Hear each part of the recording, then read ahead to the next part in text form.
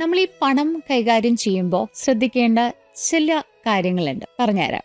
ഉദാഹരണത്തിന്, നമ്മളൊരു സൂപ്പർ മാർക്കറ്റിൽ പോയി ബില്ല് പേ ചെയ്യുമ്പോൾ സാധാരണയായി ശ്രദ്ധിക്കുന്നത് ഒരൊറ്റ കാര്യമാണ്, എത്ര രൂപയായി. പക്ഷെ ആ ഒരു പാക്കറ്റ് അരി നമ്മുടെ കയ്യിൽ എത്തുന്നതിന് മുമ്പ് എത്ര പേരുടെ ജീവിതത്തിലൂടെ കടന്നു വന്നിട്ടുണ്ട് എന്ന് നമ്മൾ ചിന്തിക്കാറുണ്ടോ?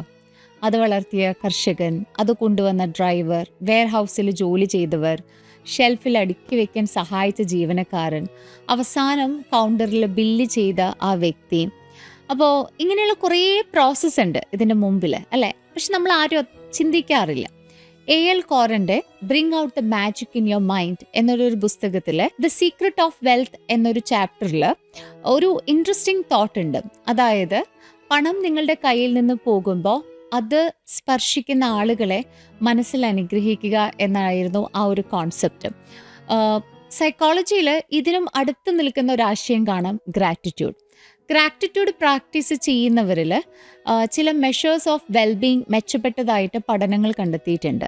മറ്റുള്ളവർക്കായിട്ട് പണം ചെലവഴിക്കുന്നത് സ്വന്തം ആവശ്യങ്ങൾക്ക് മാത്രം ചെലവഴിക്കുന്നതിനേക്കാൾ കൂടുതൽ സന്തോഷവുമായി ബന്ധപ്പെട്ടിട്ടുണ്ട് എന്നുള്ളത് എക്സ്പെരിമെൻ്റൽ റിസർച്ച് കാണിച്ചിട്ടുണ്ട്.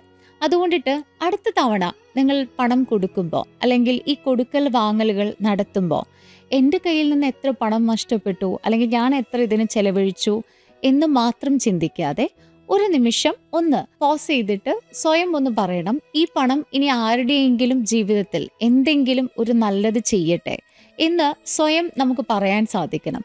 ഒരുപക്ഷെ മാറുന്നത് നമ്മുടെ ബാങ്ക് ബാലൻസ് അല്ല, പക്ഷേ നമ്മൾ ആ പണത്തെ കാണുന്ന നമ്മുടെ മാനസികാവസ്ഥ തന്നെയായിരിക്കാം, അല്ലെങ്കിൽ ഒരു പെർസ്പെക്റ്റീവ് ചേഞ്ചസ് അതിൽ കൊണ്ടുവരും. അപ്പോൾ അറിയാതെ നമ്മൾക്ക് ഈ ഗ്രാറ്റിറ്റ്യൂഡ് പ്രാക്ടീസ് ചെയ്യാനും നമ്മൾക്ക് വളരാനായിട്ടും സാധിക്കും.